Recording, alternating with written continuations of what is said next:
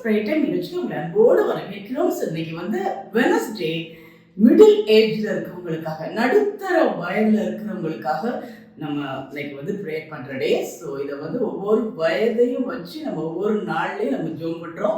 Monday கிட்ஸுக்காக, Tuesday யூத்துக்காக, Wednesday middle ஏஜ்ல இருக்கவங்களுக்காக, Thursday எல்டர்ஸ்க்காக, Friday பெண்களுக்காக, and Saturday தேசத்துக்காக, சண்டே ஊழியக்காரங்களுக்காக, சர்ச்சஸ்க்காக.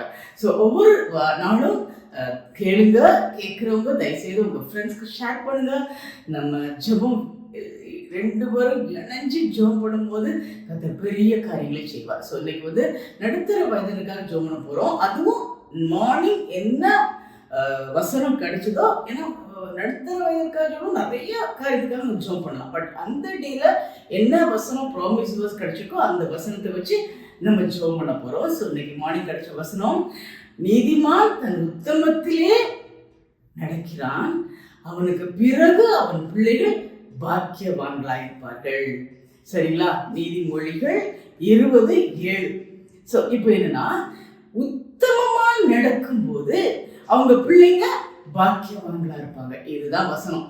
எல்லாம் ஏற்கனவே மாணிக்கிட்ட எல்லா பெற்றோருக்கும் அது ஒருவேளை குடிசையில வாழ்ற பெற்றோருக்கா இருக்கலாம், இல்ல பெரிய மாளிகையில வாழ்ற பெற்றோரா இருக்கலாம். எல்லாருக்குமே தான் பெற்ற பிள்ளைங்க தன்னை விட பெரிய லெவல்ல வரணும், இந்த உலகத்துல பாக்கியவான்களா இருக்கணும் அப்படின்னு எல்லாருக்கும் ஆசை. ஸோ இந்த வசனம் என்ன சொல்லுது? நீதிமான் தன் உத்தமத்திலே நடக்கிறான். சரிங்களா? உத்தமத்துல நடக்கும்போது அவன் பிள்ளைகள் பாக்கியவான்களா இருப்பார்கள். இந்த வசனத்தை எடுத்துக்கோங்க. உங்களுக்கு ஆசை உங்க பிள்ளைங்க பாக்கியவான்களா இருக்கணும் இல்லையா? பணம் சம்பாதிச்சு வச்சு போகலாம், என் சொத்து சம்பாதிச்சு வச்சுட்டு போகலாம், என்னதான் வச்சுட்டு போனாலும் நீங்க உத்தமமா நடந்தா மட்டுமே அந்த அந்த அந்த பாக்கியத்தை பெற முடியும். எந்த பாக்கியம்? பிள்ளைங்க இந்த உலகத்துல பாக்கியவான்களா இருக்கிற அந்த பாக்கியத்தை நீங்க பெற முடியும். சரிங்களா? ஸோ நம்ம பைபிள்ல வந்து இதை திங்க் பண்ணும்போது நோவா ஆதியாகமம் 6ஆம் அதிகாரம் 9-10 வாசிக்கிறேன். நோவாவுக்கோ கர்த்தருடைய கண்களில் கிருபை கிடைத்தது. நோவாவுக்கு கர்த்தருடைய கண்களில் கிருபை கிடைத்தது. ஏன் கிருபை கிடைத்தது? நோவா தன் காலத்தில் இருந்தவர்களுக்குள்ளே நீதிமானும் உத்தமனுமா இருந்தான். நீதி செய்கிறவனா, நீதியா நடக்கிறவனா இருந்தான். அது மட்டும் இல்ல, உத்தமமா இருந்தான். உத்தமமா வாழ்றது ரொம்ப கஷ்டங்க, ரொம்ப கஷ்டம், ரொம்ப கஷ்டம். உத்தமமா வாழ்றது ரொம்ப கஷ்டம். இங்கிலீஷ்ல அந்த வசனம் சொல்லும்போது blameless life, the righteous man leads a blameless life, blessed are his children after him. blameless life கஷ்டம் இல்ல, உத்தமமா வாழ்றது கஷ்டம். ஆனா அந்த கஷ்டத்துலயும் கர்த்தருடைய கரத்தை பிடிச்சு நம்ம உத்தமமா வாழும்போது, இந்த உலகத்துக்கு ஒத்த வேஷம் தெரியாம, வேஷம் தரிக்காம, மற்றவங்களுக்காக வாழாம, ஹையர் அபிஷியலுக்காக வாழாம, ஜாலர் அடிக்காம, இது நிறைய நடக்குதுல்ல. அந்த மாதிரி ஜாலர் அடிக்கிறவங்களுக்கு தான் பதவி கிடைக்கும். அந்த மாதிரி ஜாலர் அடிச்சாதான் அவங்கக்கிட்ட கண்களில் கிருபை கிடைக்கும். ஆனா உத்தமமா நடந்த கர்த்தருடைய கண்களில் கிருபை கிடைக்கும். பிரியமானவர்களே, நம்ம அப்படிதான் வாழ்றோம். அப்படி வாழ்ந்தாதான் சில காரியத்தை சாதிக்க முடியுது. அதிகாரிகளுக்கு சொல்றதுக்கு ஏற்ற மாதிரி அட்ஜஸ்ட் பண்ணி போனாதான் சில காரியங்களை சாதிக்க முடியுது. எடுபடி மாதிரி இருந்தாதான் அவங்களுக்கு கிடைக்குது. ஆனா உண்மையா ஸ்ட்ரெயிட் ஃபார்வர்டா உத்தமமா கர்த்தருக்கு பயந்து வாழ்ந்தோம்னா ரொம்ப கஷ்டம். ஆனா அந்த கஷ்டத்திலையும் நீங்க பொறுமையா சகிச்சீங்கன்னா கர்த்தர் மட்டும். இதுக்கு நல்ல எக்ஸாம்பிள் வந்து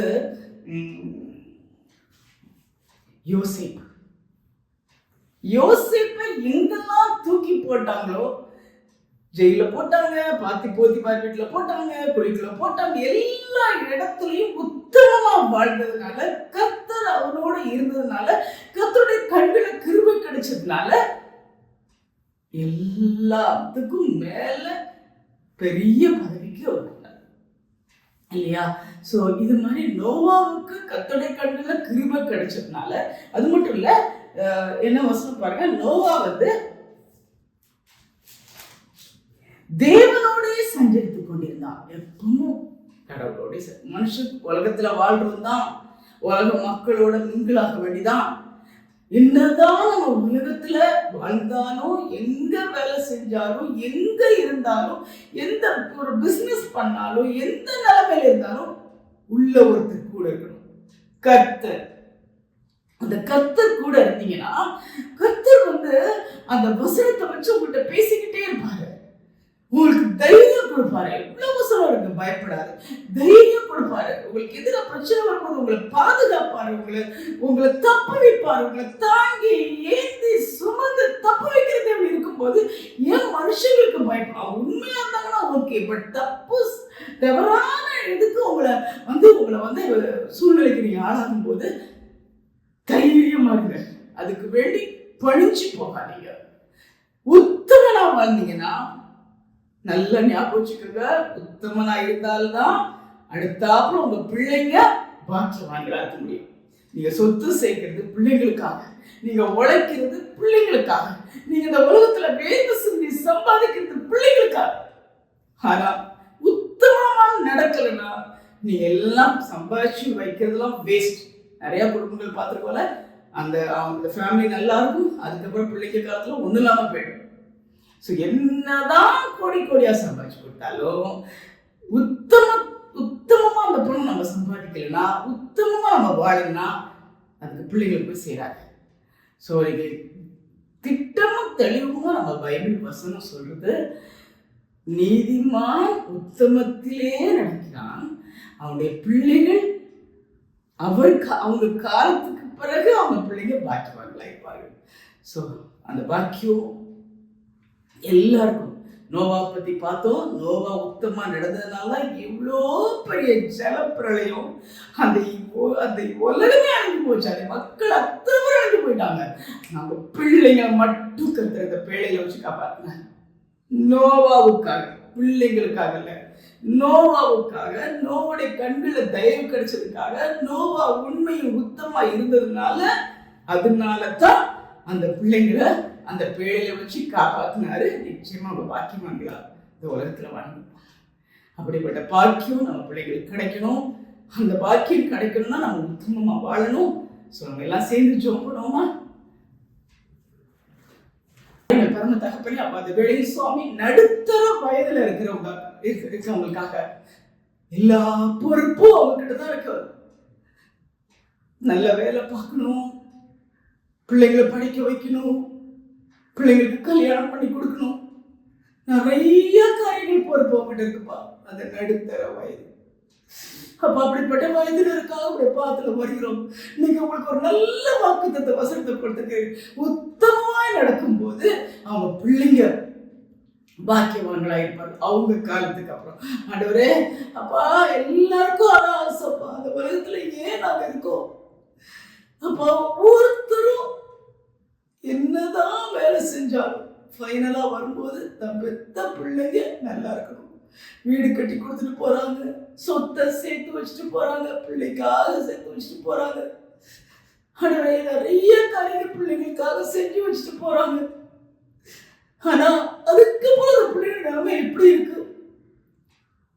அவங்க பாக்கியவான்களா இருக்கணும்னா உத்தமர்களா வாழணும் சுவாமி. உத்தமமா வாழ்றது ரொம்ப கஷ்டம் சுவாமி, ரொம்ப கஷ்டம். ஒரு பிளேம்லெஸ் லைஃப் இருக்குன்னா ரொம்ப கஷ்டம். ஆனா உங்களால முடியும். உங்க கையை பிடிச்சிட்டு நாங்க நடக்கும்போது உத்தமமா வாழ முடியும். அப்படிப்பட்ட பாக்கியத்தை ஒரு அந்த பெரியவங்களுக்கு கொடுத்து, நடுத்தர வயதில் இருக்கவங்களுக்கு கொடுத்து, ஃபேமிலி லைஃப் லீட் பண்றவங்களுக்கு கொடுத்து, அப்பா பிசினஸ்ல இருக்கிறவங்களுக்கு கொடுத்து, வேலை பார்க்குற இடத்துல இருக்கவங்களுக்கு கொடுத்து, உத்தமமாய் வேலை செய்ய, உத்தமமாய் குடும்பத்தை நடத்த இங்கேயும் ஜாக அடிக்க வேண்டாம், தப்புக்கு துணை போக வேண்டாம், தெரிஞ்சும் துணை போக வேண்டாம். அப்பா ஒருவேளை அப்படிப்பட்ட சூழ்நிலை மாட்டி இருந்தாங்கன்னா அந்த சூழ்நிலையும் நாங்கள் யோசிப்பை நினைச்சுக்கிறோம் சுவாமி. எப்படிப்பட்ட சூழ்நிலை யோசிப்புக்கு வந்துச்சு. ஆனா உம்முடைய அப்போ உண்மை மட்டுமே அண்டி கொண்டதுனால ஆண்டவரை உலகம் சுத்தி இருக்கலாம், ஆனா உள்ள கர்த்தர் இயேசு கிறிஸ்து அந்த உள்ள இருக்கும்போது நடக்க வேண்டிய வழியை உனக்கு காண்பிப்பார். உண்மையில் கண்ணை வைத்து உனக்கு ஆலோசனை சொல்வார். இப்படி நடக்காதப்பா, இங்க போகாத, பயப்படாத, தைரியமா இரு, நான் உன் கூட இருக்கேன், உலகமே எதிர்த்தாலும் நான் உன் கூட இருக்கேன், பயப்படாத. அப்படிப்பட்ட சூழ்நிலையை கடந்து போக சாத்ராக் மேஷாக் ஆபேத்நேகோ கதை பார்த்தோம். கர்த்தருக்கு பயந்து நடந்தனால சூளையில போட்டாங்க. தானியேல் பயந்து நடந்தனால சிங்கத்துக்குள்ள போட்டாங்க. ஆனா கடவுள் காப்பாற்றினாரா? காப்பாற்றினார். உங்களுக்கு அந்த மாதிரி ஒரு ஃபனலுக்குள்ள போயிட்டு வர சூழ்நிலை இருக்கலாம். அப்படியே நெருக்கப்பட்டு, ஒடுக்கப்பட்டு, அவமானப்பட்டு மற்றவங்க எல்லாரும் சேர்ந்துக்கிட்டாங்களே, முடியலையே நினைக்கலாம். ஆனா இந்த சூழ்நிலையும் கர்த்தர் நம்ம கூட இருக்கும்போது, இயேசு கிறிஸ்து அவங்க கூட இருக்கும்போது அது தாண்ட கிருபை கொடுப்பார். உத்தமமாய் வாழ கிருபை கொடுப்பார். அந்த சூழ்நிலையில உத்தமாய் வாழ கிருபை கொடுப்பார். அது மூலம் உங்க அந்த டைம்ல மற்றவங்களுக்கு சாட்சியா இருக்க போறீங்க. ஃபியூச்சர்ல உங்க பிள்ளைங்க பாக்கியம், அப்படிப்பட்ட பாக்கியவான்கள் இருக்க போறாங்க. அப்படிப்பட்ட பாக்கியத்தை ஒவ்வொரு பெற்றோருக்கும், ஒவ்வொரு பிசினஸ் மேனுக்கும், அப்போ ஒவ்வொரு நிலைமையில இருக்கிற அந்த நடுத்தர வயசுல இருக்கிற ஒவ்வொருவருக்கும் கொடுப்பீராக.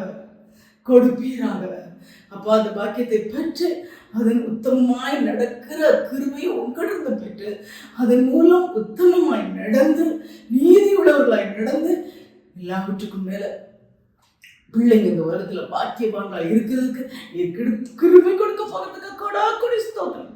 ஒவ்வொரு நாளும் ஒரு வசனத்தை வச்சு எங்களை நடத்துகிறீர், எங்களை காப்பாற்றுகிறீர், எங்களை தேற்றுகிறீர், அப்ப எங்களை வழி நடத்துகிறீர், அப்ப எங்களை ஜெபிக்க வைக்கிறீர், எங்க ஜெபத்தை கேட்கிறீர். நீ மாத்திரம் மகிமைப்படும். ஹல்லேலூயா, glory Jesus. ஒவ்வொரு மேலும் கிருபை இறங்கட்டும். உத்தமமாய் வாழ இந்த கொடூரமான உலகத்துல, இந்த பொல்லாத உலகத்துல உத்தமமாய் வாழ கிருபை தாங்கப்பா, கிருபை தாங்கப்பா. Thank you Jesus. ஒவ்வொருவர் கூட இந்த வழி நடத்தும் பெரிய காரியங்களை செய்யும். அது மூலம் பிள்ளைங்க பாக்கியவான்களாத உலகத்துல வாழ கிருபை செய்யும், கிருபை செய்யும். கருத்தில் ஒப்புக் கொடுக்கிறோம், பொறுப்படுத்திக் கொள்ளும். இயேசு கிறிஸ்து நாமத்தில் கெஞ்சுகிறோம் உங்கள் பரமபிதாவே. ஆமென், ஆமென். Praise the Lord. உத்தமமா வாழ முடியும். டஃப் ஜாப் தான், பட் கர்த்தர் நம்ம கூட இருக்கும்போது உத்தமம் வாழ முடியும், மற்றவங்களுக்கு சாட்சியா வாழ முடியும். சொல்லுவாங்க இயேசு நம்ம தானியேலை பார்த்து கூட சொன்னாங்க, யோசேப்பை பார்த்து சொன்னாங்க, கர்த்தர் இருக்கிறார், ராஜாவே சொன்னார், அவருக்கு வேற ஒரு பதவியை கொடுத்தார். ஸோ உத்தமம் வாழ்றது கஷ்டம், பட் வாழ்ந்துட்டோம்னு வச்சுக்கோங்களேன், இங்கேயும் சக்ஸஸ், ஃபியூச்சரில் நம்ம பிள்ளைங்களும் பாக்கியமாக இருப்பாங்க. இப்படிப்பட்ட பாக்கியெல்லாம் கிடைக்கட்டும். தயவுசெய்து அவங்க ஃப்ரெண்ட்ஸ்க்கெல்லாம் ஷேர் பண்ணுங்க. ஜாம் பண்ணுறது கூட சேர்ந்து ஜாம் பண்ணுங்க. உங்களுக்காக மட்டும் இல்லை, எல்லாம் நடுத்தர வயதில் இருக்கவங்களுக்காக ஜாம் பண்ணுங்க. ஸோ மற்றவங்களுக்காக ஜாம் பண்ணும்போது உங்கள் சிறையில் போய் கத்த மாற்றுவார். God bless you.